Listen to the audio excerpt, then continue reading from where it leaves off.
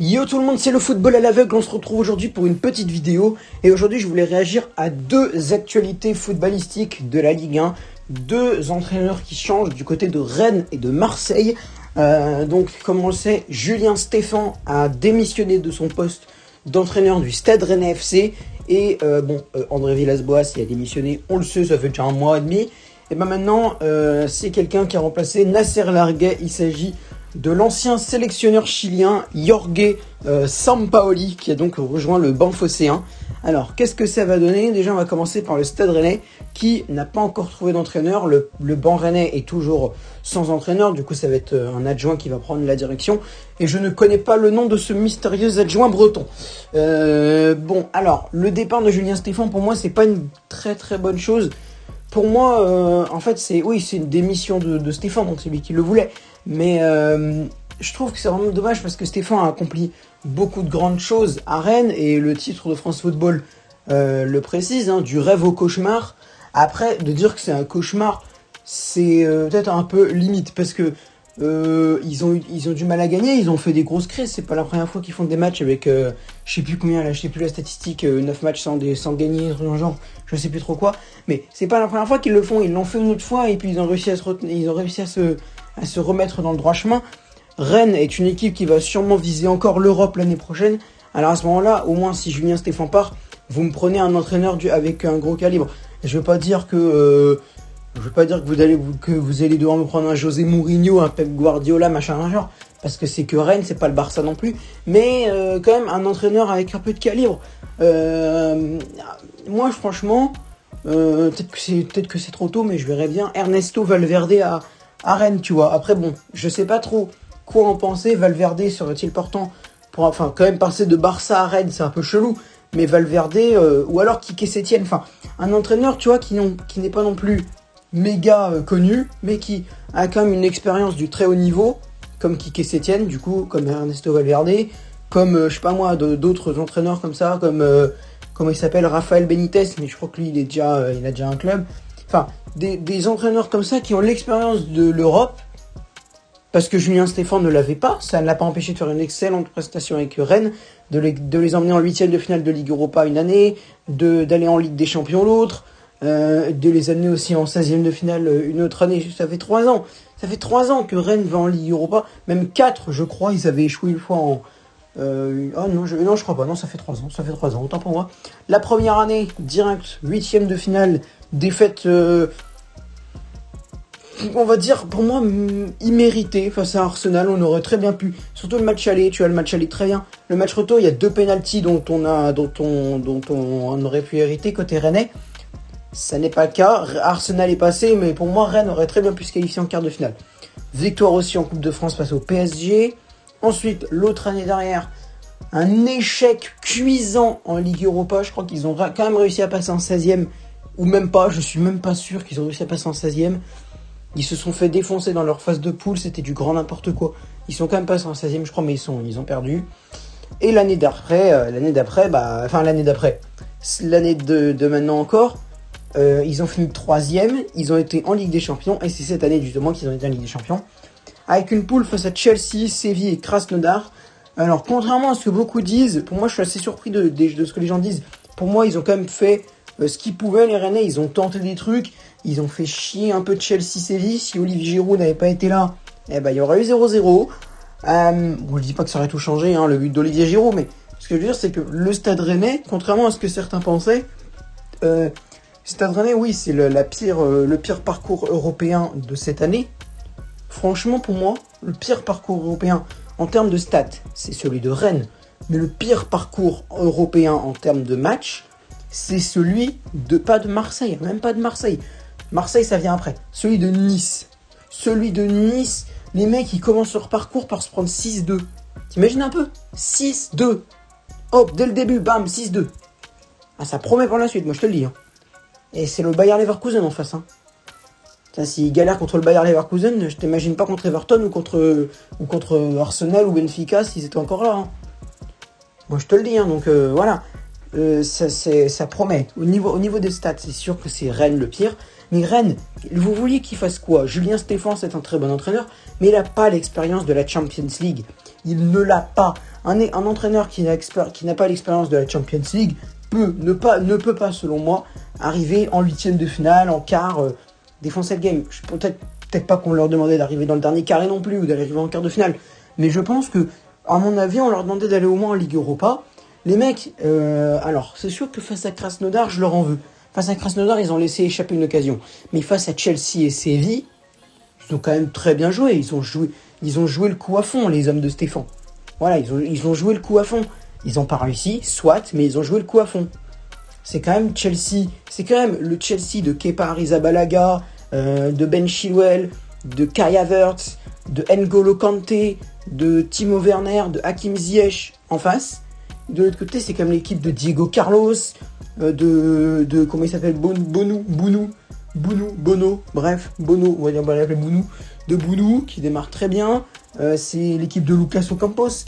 Voilà, il y avait des trucs, c'est quand même des mecs super. Il y a l'équipe d'Ivan Rakitic, bien entendu, bref, c'est des équipes avec de gros joueurs dedans.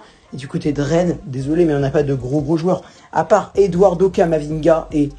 Eduardo Camavinga, parce que même le gardien Alfred Gomis, c'est du mal. Hein. Moi, je te le dis, j'ai du mal. Hein. Alfred Gomis, il a fait quelques bonnes prestations, mais j'ai du mal un peu avec ce gardien. Quand j'ai vu que le mec, comment il s'appelait l'autre, l'ancien, là, avant Edouard Mendy, je sais plus. Bref, il est parti, remplacé par Edouard Mendy, je me suis dit, ouais, ça devrait aller. Quand Edouard Mendy, il est parti, je me suis dit, bon, ils vont sûrement nous en ramener un autre. Et là, c'est le mec de Dijon, Alfred Gomis, qui arrive. J'étais pas très confiant et je pense que j'avais raison. Bref, bon, pour moi, c'est un peu une mauvaise chose quand même le départ de Stéphane de Rennes. Pourquoi ? Parce que pour moi, il a quand même fait de bonnes prestations, il aura pu se reprendre. C'est sûr qu'il n'était pas dans une bonne passe.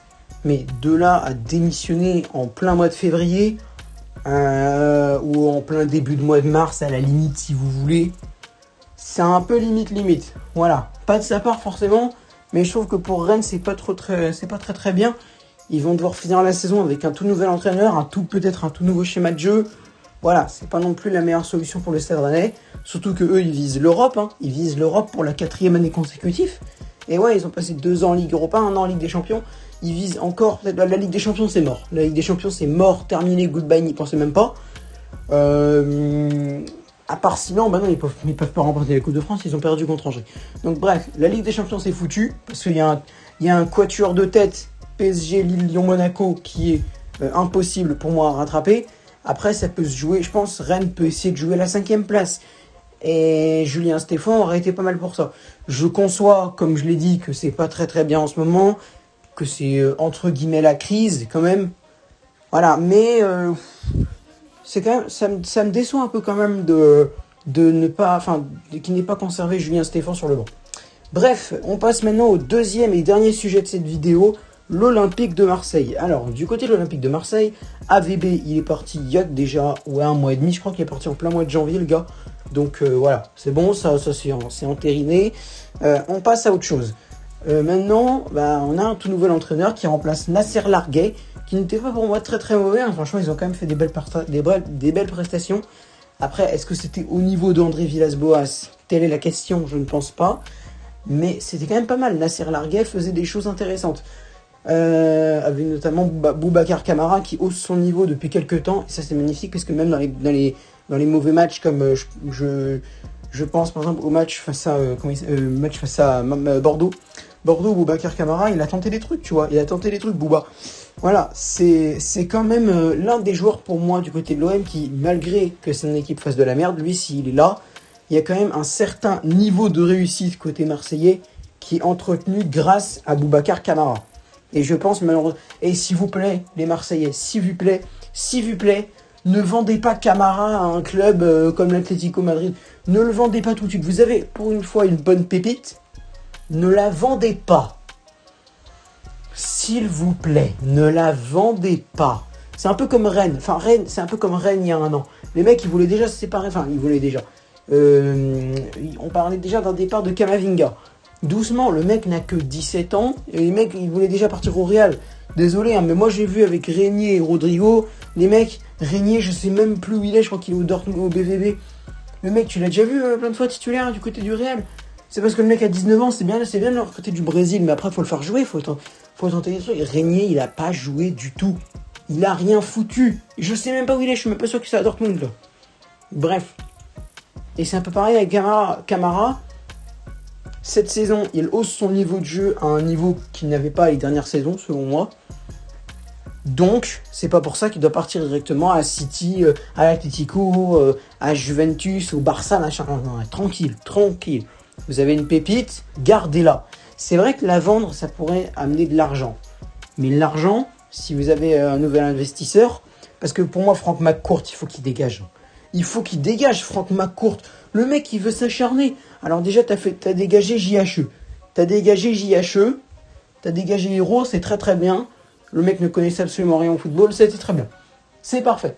Nomme-moi président si tu veux, je m'en fous. Mais c'est parfait. Pablo Longoria, président, je sais pas. Mais on va essayer, on va voir. C'est pas le sujet. Le sujet, c'est Mister Attends, je vais me concentrer. Jorge Sampaoli. Un ancien sélectionneur un ancien sélectionneur de la sélection, évidemment. Bref, un ancien entraîneur de la sélection chilienne. Donc le Chili avec, je vais pas vous faire un dessin, avec Alexis Sanchez, Eduardo Vargas, Arturo Vidal, voilà, Gary Medel, enfin bref, des mecs très très puissants. Le fait qu'il soit un ancien sélectionneur d'un pays, d'une équipe internationale, pour moi ça renforce le truc, parce que Villas-Boas ne l'a pas été. C'est bien pour moi d'avoir un entraîneur qui a entraîné sur la scène internationale. Ça pour moi c'est cool, tu vois. C'est cool parce que le mec a une certaine expérience de la Coupe du Monde, il a participé au Mondial 2014, moi je l'ai connu, il était sur le banc du Chili au World Cup 2014 au Brésil, pardon. J'allais dire en Brésil, n'importe quoi. Au Brésil, donc voilà, il a une certaine... Alors, c'est sûr que Marseille ne joue pas la Coupe du Monde, mais bref, vous avez compris ce que je veux dire. C'est que le mec a déjà joué contre des Cristiano Ronaldo, des Léo Messi. Voilà, il a sûrement déjà joué contre Léo Messi lors d'un Chili-Argentine. Alors, contre Cristiano Ronaldo, ça c'est moins sûr. Peut-être Chili-Portugal, peut-être pas. Mais, en tout cas, il a joué contre des grandes équipes. Je me souviens qu'au Mondial, il était, il me semble, dans la poule du Belgique, de la Belgique, tu vois. Il était dans la poule de la Belgique. Bah, le mec a pu rencontrer des Eden Hazard, des Kevin De Bruyne.